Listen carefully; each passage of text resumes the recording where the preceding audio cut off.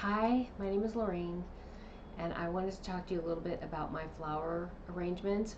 I've been writing about flower symbolism for about 5 years now.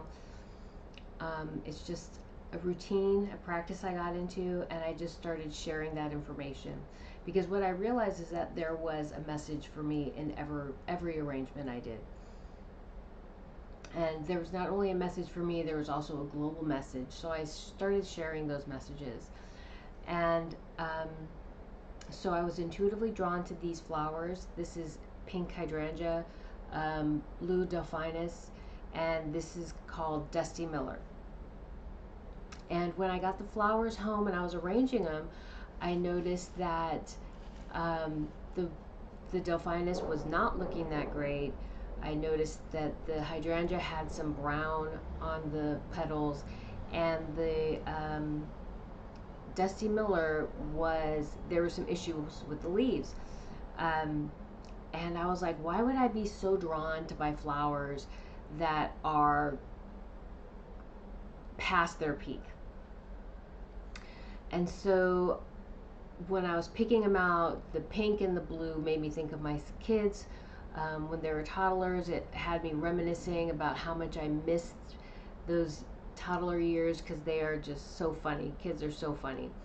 And they're older now and they're moving to another phase of their lives, so they're going to experience a rebirth, right? Every time we go through these phases or milestones in our lives, we go through these massive changes.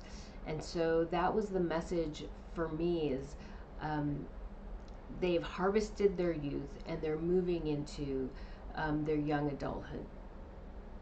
And so as that message of rebirth into a new phase of their life came in, I started getting this message of rebirth for planet Earth. And so we have maxed out. The message that came through was we have maxed out um, this world from this place that we're in right now. There's no place further to go forward, right? Um, and so this world is being, let's say, harvested. Everything is ripened as far as it's going to ripen. There's nowhere else to go. There's no place else to grow, develop, change. And so we are rebirthing into a new, okay? And so this pink and this blue make me think of when my kids were born and they put that little pink and blue hat on them, when I take them home from the hospital, and we're just going to start our new lives as parents, right? And so that's the message, is like we are harvesting this world and we're about ready to start our new journey on this new world. The fact that the flowers are so worn, wilted, tells me that this is paralleling the human heart or the human emotional body. Right now, we are really spent. We are really torn and tattered. We've been through a lot. It's been exhausting and it's wearing on us. It's wearing on us, mind, body, and spirit. And so these flowers are showing me that worn tiredness, the wiltedness of humanity. But always remember, these flowers to me are still beautiful, even when they're past their peak and they're starting to brown and die. They're still beautiful. They always remind me of nature. They remind me of the rebirth of nature. These delphinus are really, they're known for the way they propagate, the way the seeds move and plant themselves and grow again. Um, it it symbolizes adventure, I think, and travel. And so even when this flower is dying, it's sowing the seeds of being reborn. Okay. And so even though we are going through this really challenging time, we have sown the seeds of rebirth.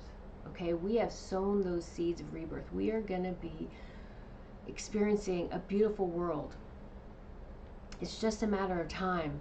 So, and maybe some endurance, but I'm not focusing on that. I don't focus on that. I focus on the beauty of these flowers. I focus on the symbolism and what they mean to me. I focus on the hope, and I focus on the trees and the flowers and the plants, and how no matter what, they're always looking for a way to plant themselves and grow again and keep growing.